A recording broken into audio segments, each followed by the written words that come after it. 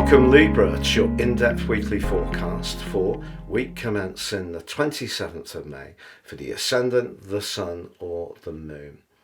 On the screen now I'm showing the event chart for your sign right at the start of the week. This provides some very important pointers, not least we need to be mindful of your ruler Venus. Now Venus starts this week pretty well equidistant between Jupiter, the planet of growth, optimism and good fortune, and the Sun, all in the sign of Gemini, which shares your air triplicity. Here you're in the mood to open up, to be more explorative, perhaps even more adventurous. If you have been thinking of booking a holiday or vacation, the chances are you can be drawn to somewhere that really can set your senses free. If you're someone who's particularly interested in culture, history, philosophy, all of these areas can really draw you at this time. But the ninth house is where we want to break free and have a little bit more liberation. But you've had Saturn, the planet of restraint, in a very responsible part of your situation over the last year. And actually Saturn forges an excellent link to Mercury, the planet of communication, right at the start of this week. If you do need to probe something and find some information, particularly information that's going to give you a lot of new perspectives, the chances are not only can you be open to this with all that Gemini energy, you can also go about the process in a very thorough and systematic way. We also need to be mindful of the 7th house, which is very reflective of the energy of your sign. Now here we have the North Node, but also the thrust of Mars. And on Wednesday, Mars moves forwards and connects with Chiron. If you have been feeling that your relationship situation just isn't working as well as you would like, the thing with Venus in your 9th house is it will be a truth seeker, but Mars applying to Chiron in the 7th reminds you of the importance of valuing your identity. The 7th house can see us a bit too caught up in people pleasing, which can of course be a Libra tendency. But Mars being on Chiron like that just asks you to make sure that you set your boundaries. It is important to get that midpoint between what we want as an individual and what we're prepared to give and collaborate around.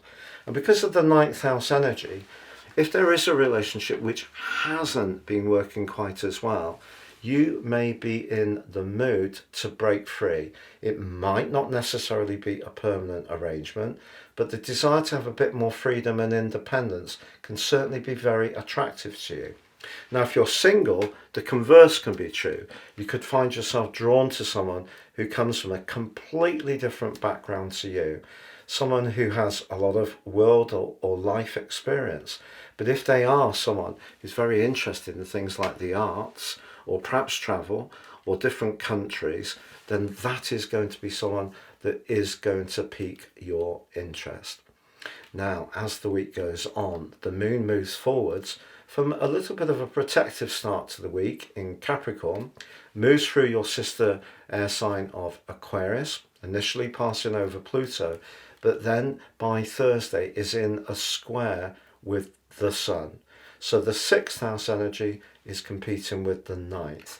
Remember, the 9th house energy of Gemini wants you to be a free spirit, but Saturn in the 6th house wants to remind you of all your obligations and responsibilities. If ever there was a planetary guilt trip, Saturn is providing it at this moment, particularly when on Friday the moon moves forwards and comes into a conjunction with Saturn. So you could find yourself a bit compromised, that need to break out, be a bit more fluid, perhaps even a bit more spontaneous, maybe countered in some way by something you feel you can't get out of, or someone may remind you of a prior commitment, which could prove to be a little bit frustrating.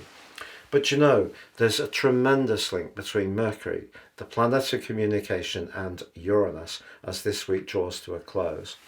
Uranus has been pushing and prodding around where you're most invested over the last 5 years. That may have seen some challenges around long-term finances or property, shared resources.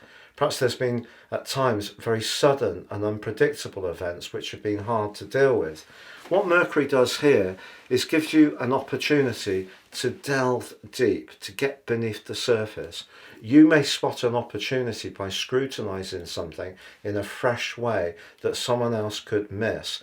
And if you are a natural entrepreneur or you work in a business role in your job, this is a great opportunity to shine.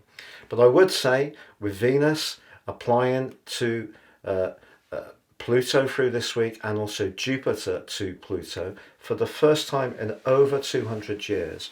Pluto in your fifth house is very much about where you showcase what you want as an individual. It's where you want to be passionate. And if there's something that's really exciting you, or someone that's really exciting you, or a new project or an interest, don't hold back. Saturn's kind of reminding you of what you should really be doing, but I feel that collection of energy in Gemini and the position of Pluto are provoking you to get in touch with a side of yourself which is much freer, much more experimental, but could prove to be very, very exciting, particularly the connections you can make. And if you can make connections through travel, through publishing, through technology, the chances are they can be very meaningful indeed. Have a great week, Libra. If you've yet to subscribe, please do so now.